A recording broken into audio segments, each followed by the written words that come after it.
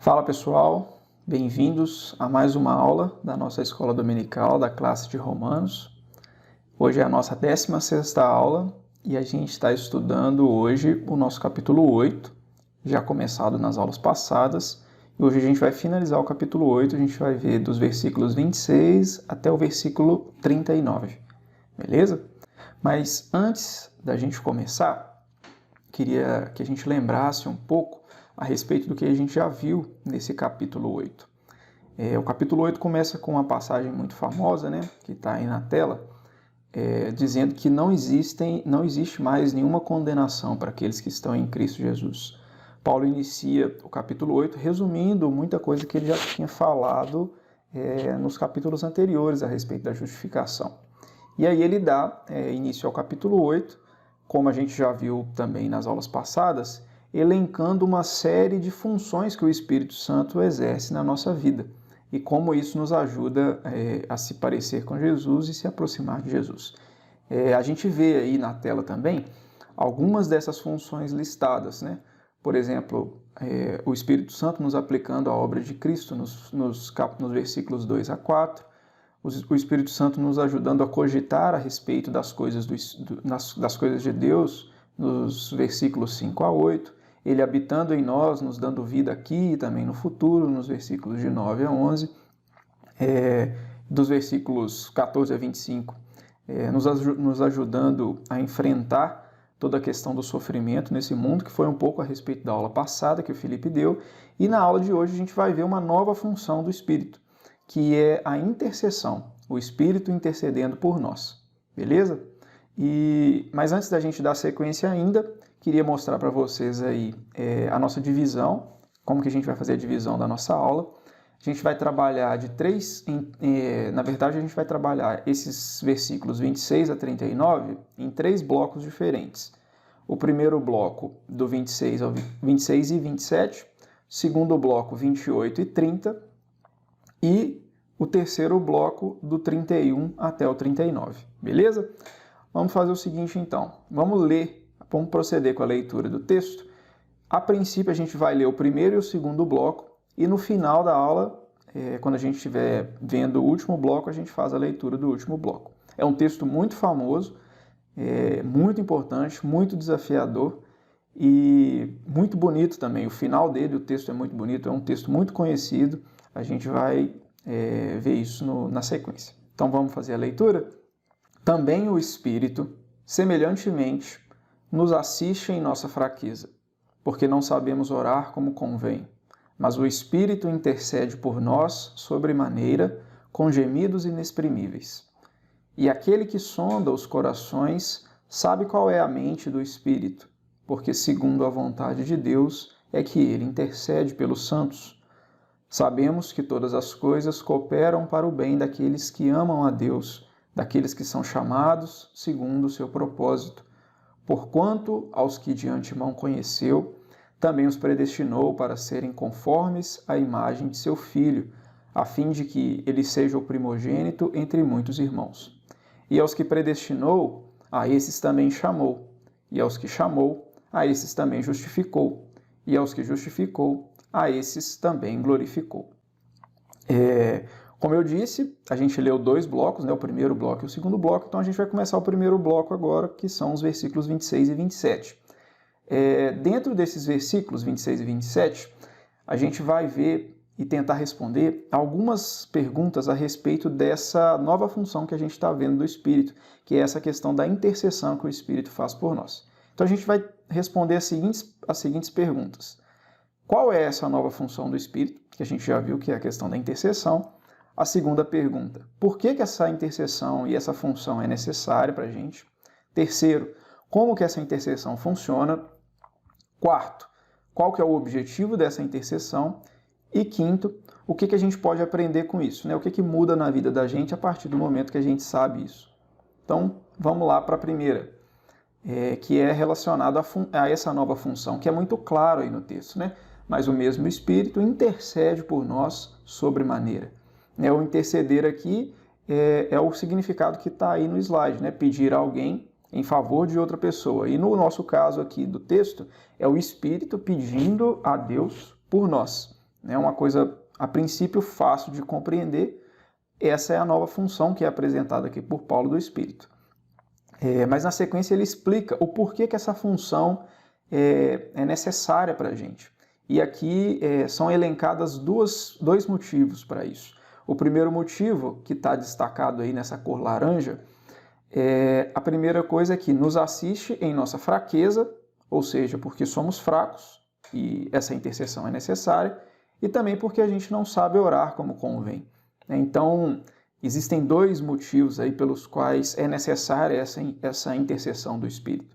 E eu queria chamar a atenção para o termo fraqueza, que está descrito aí. O termo ele está descrito no singular.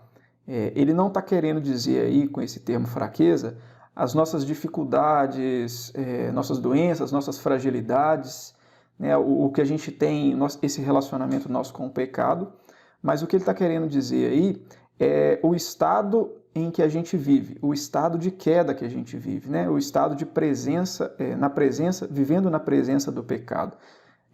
Então é uma coisa mais específica do nosso estado geral, né?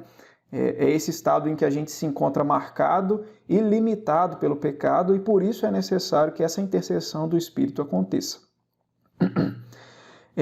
Em relação ao segundo, onde ele fala em relação à questão da oração, que a gente não sabe orar como convém, o texto ele não necessariamente sugere uma ignorância em relação à forma como que a gente ora. No sentido de em que lugar eu devo estar, quais palavras eu devo usar, qual o melhor horário do dia para fazer isso. Não é bem nesse sentido que o texto trata, mas é mais no sentido do conteúdo da nossa oração. O que Paulo está dizendo é que a gente não sabe o que pedir, não como pedir. Essa é a ideia. E dentro desse contexto é muito importante a gente fazer um esclarecimento em relação ao contexto que a gente está trabalhando aqui. Desde o versículo 18, na aula passada, Paulo está falando a respeito do tema do sofrimento na vida do cristão. E como alento a esse sofrimento, como uma forma de alento que Paulo apresenta aqui, ele mostra 3 coisas que a gente pode utilizar como alento e como esperança em relação a essa questão do sofrimento. O que a gente pode utilizar quando o sofrimento chega sobre nós como forma de resolver essa questão? Então, ele apresenta 3 coisas. A primeira dessas coisas a gente viu na aula passada, que diz respeito à esperança futura, onde Paulo fala aquele versículo famoso, versículo 18, que ele diz que o sofrimento do presente tempo não pode ser comparado com a glória futura. Na sequência, agora já na nossa aula, um outro alento que ele dá em relação à questão do sofrimento é essa intercessão que o Espírito faz por nós. E por fim, como a gente vai ver também na sequência, o terceiro e último alento que ele dá em relação a essa questão do sofrimento é dizer para nós que todas as coisas cooperam para o bem daqueles que amam a Deus, visando em especial essa questão do sofrimento, né? De que apesar de estarmos sofrendo, todas essas coisas cooperarão para o bem daqueles que amam a Deus. A gente vai entender melhor essa questão do bem, das coisas que cooperam, na sequência, quando a gente for para o segundo bloco. Esse esclarecimento em relação ao contexto é muito importante para a gente entender por que Paulo trata da oração, quando ele fala que a gente não sabe orar, exclusivamente no sentido da petição. A gente sabe que a oração ela não é feita exclusivamente de petições, né? Por exemplo, se a gente olhar o Pai Nosso, a parte de petição no Pai Nosso é uma das menores partes em relação à questão da oração, né? Então a oração é feita e composta de outros detalhes, de outros assuntos. Existe o louvor, existe o perdão de pecados, existe o agradecimento. Então existem outras coisas dentro da oração em que Paulo não fala aqui, mas principalmente a gente levando em consideração essa questão do contexto. Uma outra coisa também que não é o objetivo de Paulo aqui, não é o objetivo dele falar que a gente não conhece em relação à questão da revelação geral que a Bíblia dá para a gente em relação à oração. A Bíblia dá muitas orientações para a gente em relação a essa questão da oração. O Pai Nosso talvez seja o exemplo máximo disso. No Pai Nosso a gente é ensinado a orar pela vinda do reino, pela vontade de Deus, pelo pão nosso de cada dia, pelo perdão dos nossos pecados, enfim, né? De forma geral, a Bíblia apresenta vários motivos pelos quais a gente deve orar, mas não é isso que Paulo está querendo dizer aqui. Paulo está querendo dizer aqui que a gente não sabe orar porque a gente não sabe o que pedir. E, especialmente nesse contexto, apesar de se aplicar a outros, ele está falando em relação à questão do sofrimento. Ele está se referindo a situações muito específicas da nossa vida em que a gente se aproxima de Deus sem saber o que pedir e o que é melhor para nós, e por isso é necessário que o Espírito interceda para que a vontade de Deus seja feita na nossa vida. Calvino tem uma frase legal que eu coloquei aí, que diz o seguinte: somos como cegos quando oramos a Deus, pois ao sentir os nossos problemas, ficamos confusos, sem saber distinguir o que é bom e o que é proveitoso. O que nos leva para a nossa próxima parte, que é como que essa intercessão funciona. Para a gente trabalhar isso, eu queria ver primeiro como ela não funciona. Ou seja, ela não funciona, o Espírito não trabalha nessa intercessão simplesmente dando para a gente o conhecimento da situação completa, né? Apresentando para a gente tudo o que a gente deve fazer e o que a gente não deve fazer. É claro que Deus, de fato, pode fazer isso, mas essa não é a maneira ordinária com a qual Deus trabalha, né? O Espírito também não torna a oração mais fácil para a gente. A gente sabe que tem dias que realmente é muito difícil orar. A gente tenta concentrar, mas as palavras fogem, a gente começa a orar e se vê pensando em outras coisas, a cabeça não consegue funcionar, a gente quase tem que se forçar a fazer a oração.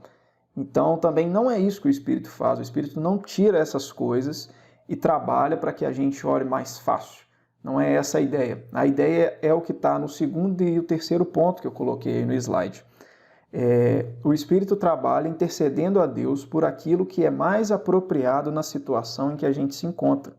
Ou nas palavras do Keller, o Espírito nos capacita a orar em harmonia com o plano e os propósitos de Deus para o seu mundo e o seu povo. O que vai nos levar à sequência. Qual que é o objetivo da intercessão do Espírito em nosso favor? Uma coisa que a gente vai entender, essa questão do objetivo é uma coisa que a gente vai entender só com a sequência do texto, indo para o segundo bloco e compreendendo a aula inteira, mas para a gente iniciar, é importante a gente falar que essa intercessão do Espírito, ela faz parte do propósito geral de Deus, ou seja, da ideia geral de Deus, de fazer com que todas as coisas cooperem para o bem daqueles que o amam. E o Espírito intercede a Deus por nós para que a vontade deles seja feita na nossa vida. Como eu disse, a gente vai entender um pouquinho melhor isso na sequência.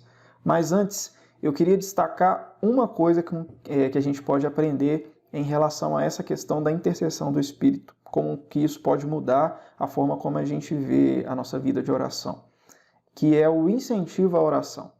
Em qual sentido, né? No sentido desses 3 pontos que eu coloquei. Existem outros, é lógico, mas especialmente nesses 3 que eu coloquei. Por que isso nos incentiva a orar? Porque a gente tem um intercessor poderoso que conhece a vontade de Deus. Isso é um alívio, né? Imagina a gente viver a vida sem essa função do Espírito, né? Não há problema se você não sabe orar. Todos nós estamos na mesma situação. A eficácia da sua oração não depende de você pedir exatamente a vontade de Deus, porque com frequência não sabemos pedir o que é melhor para nós. Então, é bom e é necessário a gente enxergar isso na nossa vida de oração. O que vai nos levar para a sequência do nosso texto, que é a questão do segundo bloco, né? Lembrando aquela questão do objetivo, que a intercessão do Espírito faz parte desse plano maior de Deus de fazer com que todas as coisas cooperem para o bem daqueles que o amam, é o que a gente vai ver na sequência aqui. Mas eu queria que antes da gente entender esse link entre os blocos que a gente está dividindo aqui no texto, que a gente prestasse atenção em algumas verdades a respeito desse versículo 28, que é um versículo muito importante, onde ele fala que todas as coisas cooperam para o bem daqueles que amam a Deus. E eu queria que a gente prestasse atenção nas seguintes verdades. A primeira delas é: quem opera e faz cooperar? A segunda verdade é: as verdades a respeito do termo todas as coisas. Em terceiro lugar, para quem isso é aplicado. Em quarto lugar, o que isso que a gente está vendo aqui tem a ver com a gente no nosso dia a dia. E por último, o que é esse bem que Paulo está querendo dizer aqui, que é uma coisa muito importante para a gente entender o real sentido do texto. Então vamos lá começar em relação a essa primeira pergunta, que é quem que opera e faz operar. Nas palavras do Keller, o que ele está querendo dizer é que as coisas, né, a palavra coisas que está aí no texto, elas não operam por si mesmas para o bem. Só Deus faz com que os fatores da vida, ou seja, né, as coisas da vida, faz essas coisas concorrerem para o nosso bem. Então é a ideia de que é Deus utilizando as coisas que acontecem na nossa vida para o bem e não simplesmente as coisas em si cooperando para o nosso bem. Na sequência, algumas considerações que a gente pode fazer em relação a esse termo todas as coisas. Uma coisa muito importante de a gente levar em consideração é que que o texto não fala que todas as coisas são boas, mas que as coisas cooperam para o bem. Não necessariamente as coisas serão boas, que é a ideia que o Keller passa nessa frase na sequência. Se Deus está operando para o nosso bem em tudo, então vemos que tanto as coisas boas quanto as más servem ao propósito de promover o bem em nossa vida. Na sequência, o texto apresenta para quem que essa verdade é aplicada. Essa verdade é aplicada para aqueles que amam a Deus e aqueles que são chamados segundo o seu propósito.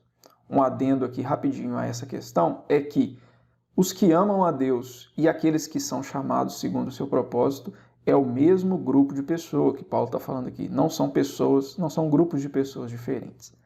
Mas voltando, existe uma implicação muito forte e que deve ser levada em consideração aqui, e que a gente pode tirar de consideração a partir do momento que a gente vê o texto.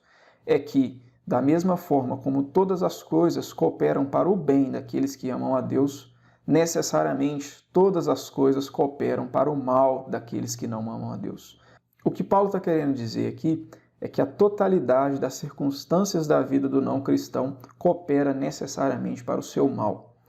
Esse ensinamento e essa informação que a gente tira do texto, ela está em completa consonância com o que Paulo já falou, lá que a gente viu na segunda aula, no capítulo 1, onde Deus entregou, falando em relação aos descrentes, que Deus os entregou aos desejos do seu coração. O que desemboca nessa frase que está em negrito aí, muito, muito importante e muito interessante, que o pior castigo que Deus pode dar é permitir que se cumpram os desejos de um coração pecaminoso. O que nos leva para a questão muito importante dentro dessa passagem, desse texto, é a gente entender o que é esse bem que Paulo fala. A definição de bem apresentada aqui por Paulo é uma questão muito mais elevada do que a que a gente pode imaginar simplesmente pela nossa cabeça. A gente pode cair no erro de tentar olhar o bem sob a nossa perspectiva e ver de acordo com com o que a gente acha que é bom para nós, né? E não é isso que Paulo está querendo dizer aqui. Por meio dessa conexão que ele usa aí no versículo 29, o portanto, no início do versículo 29, que em algumas versões utiliza o conector pois, a gente pode ver que os versículos 29 e o versículo 30, eles são, de certa forma, a explicação em relação ao versículo 28. Ou seja, qual é o bem que Deus procura fazer cooperar com todas as coisas para que aconteça em nós? O bem é a conformidade com o Filho de Deus, como a gente vê aí grifado na cor cinza, né? Para serem conformes à imagem de seu Filho. Ou seja, o que nos leva a essa frase última do Keller aí, que é muito legal também.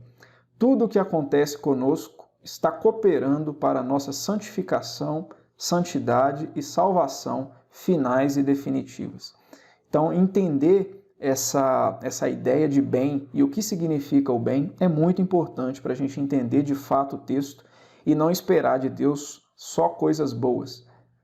E uma coisa importante que a gente pode falar em relação àquela questão também de que todas as coisas cooperam para o mal daqueles que não amam a Deus, é que Deus pode utilizar a mesma situação, seja para o ímpio, seja para o crente, utilizar a mesma situação e fazer com que essa situação leve o ímpio para o mal e leve o crente, o cristão, para o bem.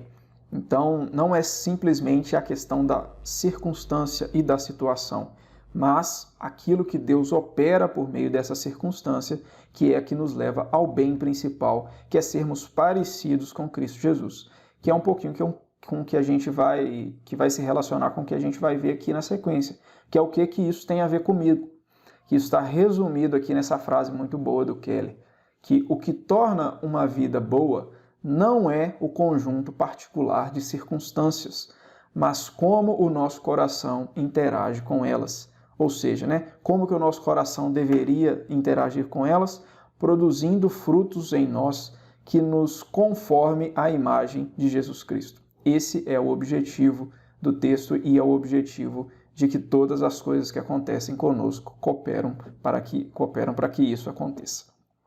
Então a gente já viu que o Espírito intercede por nós para que a vontade de Deus seja feita em nós, uma intercessão, uma ferramenta muito importante que Deus usa para que a vontade dele seja feita, e que essa intercessão do Espírito faz parte de um plano maior de Deus, que é todas as coisas cooperarem para o bem daqueles que o amam, para que a vontade de Deus seja feita e para que as coisas cooperem para o seu bem.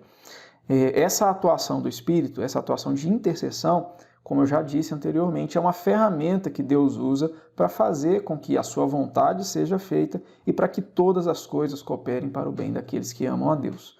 Mas além dessa ferramenta da intercessão do Espírito, Deus utiliza de outra coisa para que esse bem aconteça na nossa vida, ou seja, para que a gente se pareça com Cristo. E é o que a gente vai ver na sequência. É um processo que Deus utiliza para que esse bem seja alcançado. O Keller chama esse processo de cadeia gloriosa. É uma sucessão de eventos que o texto apresenta e que vai dar a ideia de como que Deus nos faz ser parecidos com o seu Filho. E é o que a gente vai ver agora na sequência por meio de alguns verbos muito importantes que o texto traz para a gente.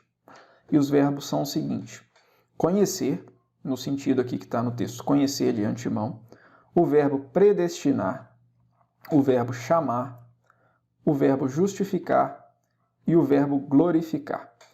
Mas antes da gente começar a entender esses verbos, eu queria colocar um conceito aqui que é extremamente necessário para a gente compreender essa sequência, essa cadeia gloriosa de eventos que está sendo exposta aqui. É o que o Keller chama de critério de controle.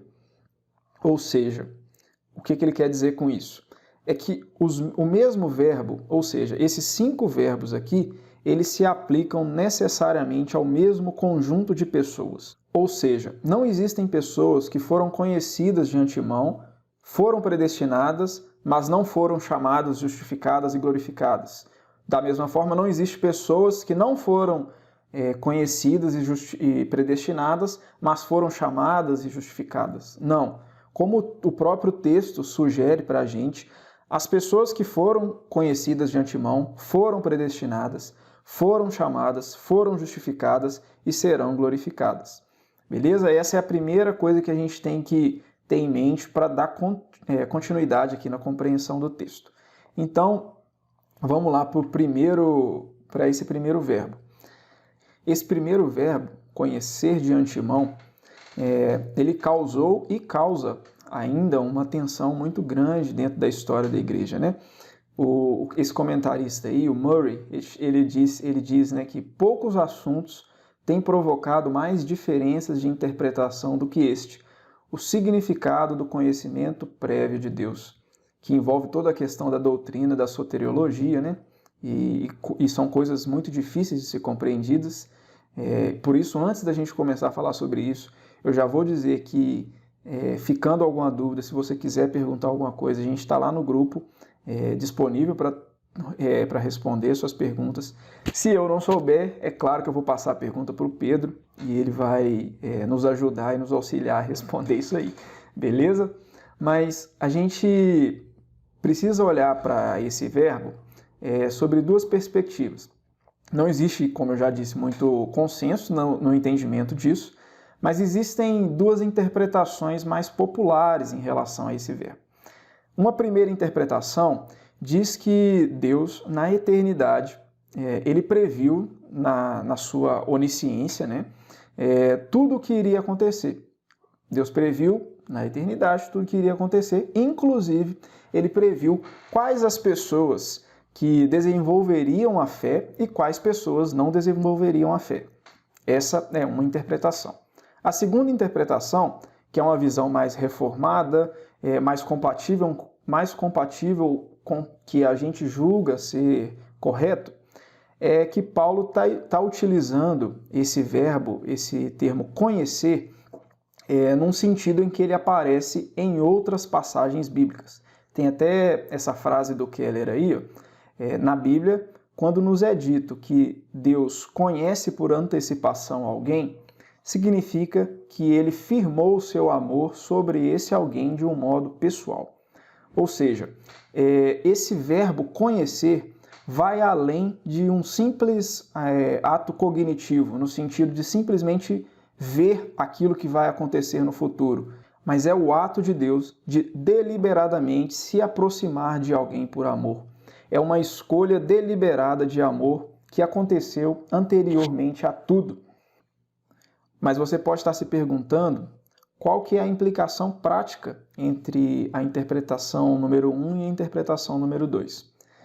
A interpretação número 1, aquela que diz que cognitivamente Deus conheceu as pessoas no sentido de que previu as pessoas que teriam e que gerariam fé e as que não gerariam fé, ela de certa forma ela tira a ação de Deus de produzir fé na pessoa. É uma coisa que a gente sabe que a fé que a gente tem é produzida e vem de Deus. A gente não tem essa capacidade, né?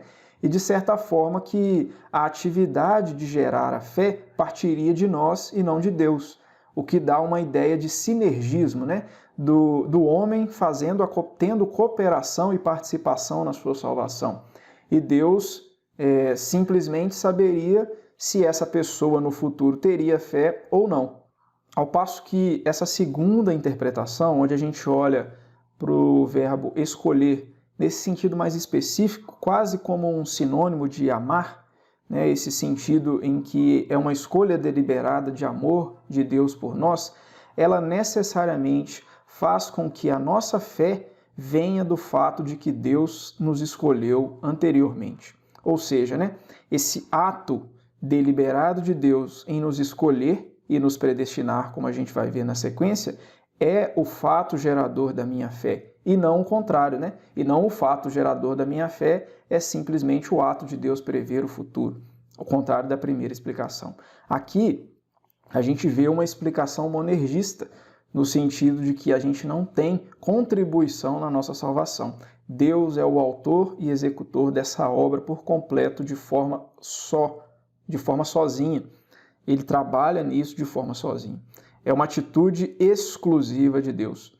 A gente tem aqui eu coloquei aqui alguns textos em que esse verbo conhecer é utilizado nesse sentido.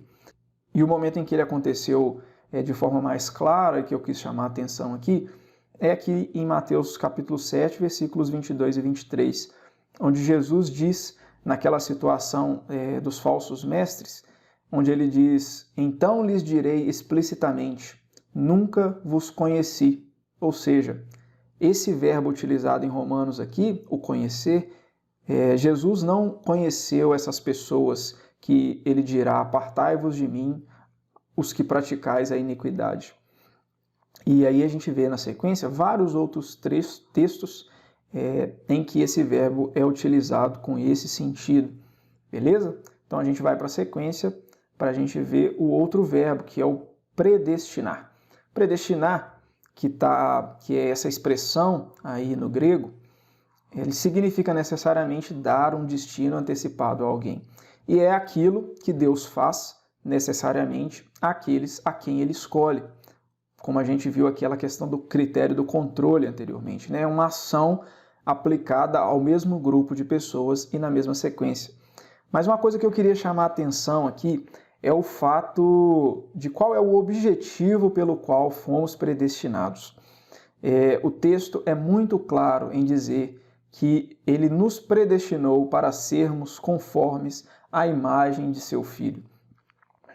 Aqui cai por terra muitas daquelas perguntas onde a pessoa diz que se eu sou predestinado, para que eu preciso viver em conformidade com Cristo se eu já sei que eu vou para o céu?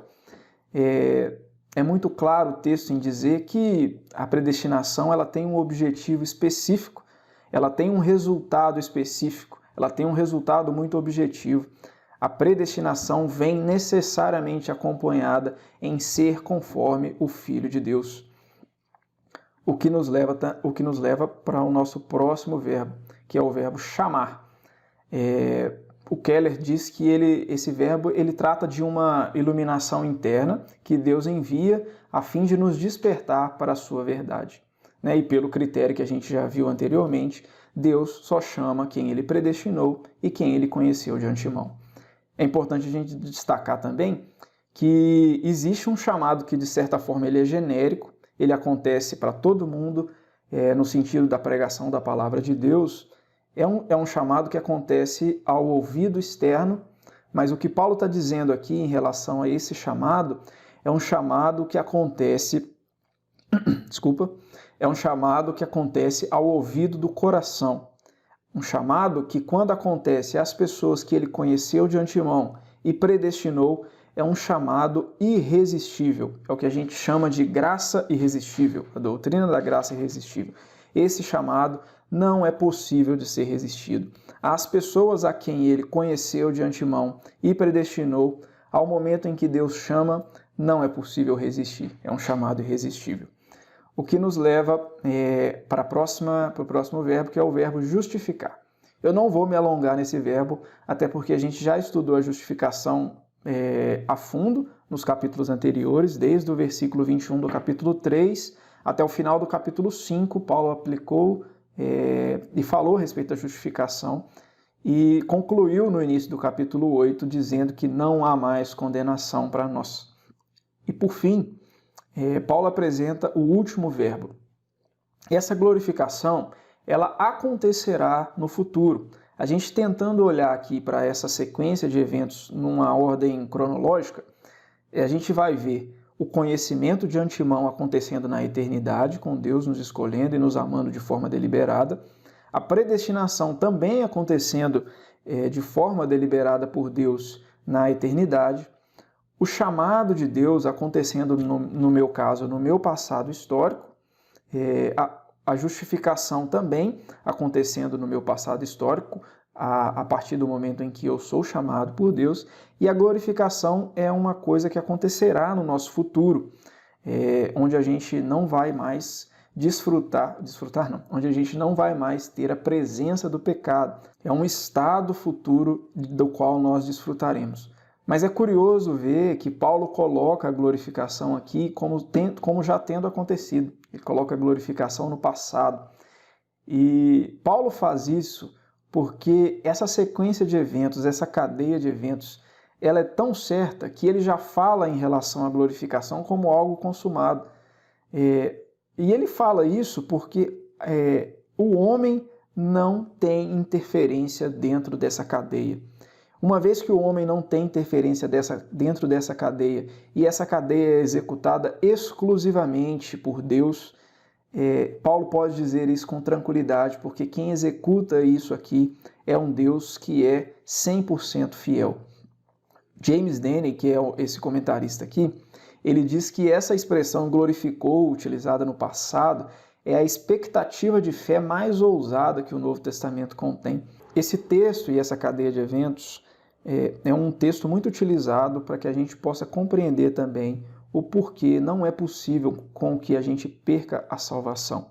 porque a gente olha para essa cadeia de eventos e para essa sequência de eventos como algo sendo exclusivo, como sendo ações exclusivas de Deus e que acontecem ao mesmo grupo de pessoas em todo o tempo.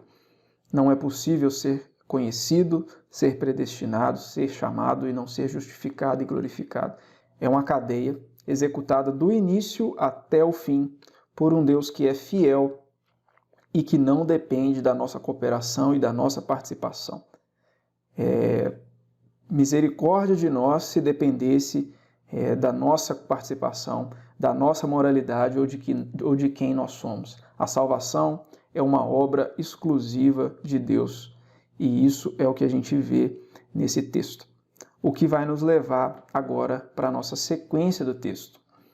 Eu queria propor e sugerir uma coisa para a gente fazer em relação a essa sequência do texto. É um texto muito legal, muito bonito, e que, de certa forma, no início desse texto, quando ele diz que diremos, pois, à vista destas coisas, ou seja, tudo isso que a gente já estudou aqui, que a gente viu na aula de hoje, nas aulas passadas, o que a gente pode dizer em relação a isso? E aí Paulo começa a fazer uma série de perguntas que são muito legais, muito importantes, muito interessantes para a gente meditar nisso.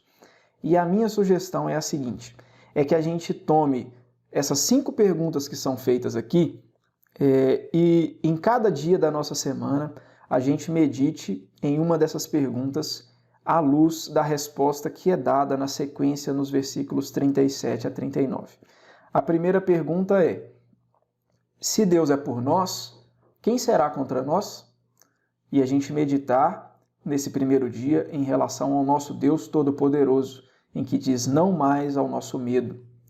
Na sequência, aquele que não poupou seu próprio filho, antes por todos nós o entregou, porventura não nos dará graciosamente com ele todas as coisas? E que a gente consiga meditar nesse segundo dia, nesse Deus bondoso, que diz que não precisamos mais das preocupações com as nossas necessidades. No terceiro dia, a gente medite no Deus justificador, que diz não mais a nossa culpa. Quem intentará acusação contra os eleitos de Deus? É Deus quem os justifica. No quarto dia, que a gente medite nesse Deus gracioso em que diz não mais a morte e não mais a condenação. Quem os condenará? É Cristo Jesus quem morreu, ou antes, quem ressuscitou, o qual está à direita de Deus e também intercede por nós. A quinta e última pergunta, nesse quinto dia. Quem nos separará do amor de Cristo? O Deus fiel, não mais a falta de intimidade, não mais ao afastamento de Deus. Que a gente consiga meditar nessas 5 verdades para que isso transforme a nossa vida à luz daquilo que a gente já estudou. E também à luz da sequência do texto que dá respostas a essa questão dessas perguntas também. Em todas estas coisas, tudo isso que a gente viu para trás, porém, somos mais que vencedores por meio daquele que nos amou.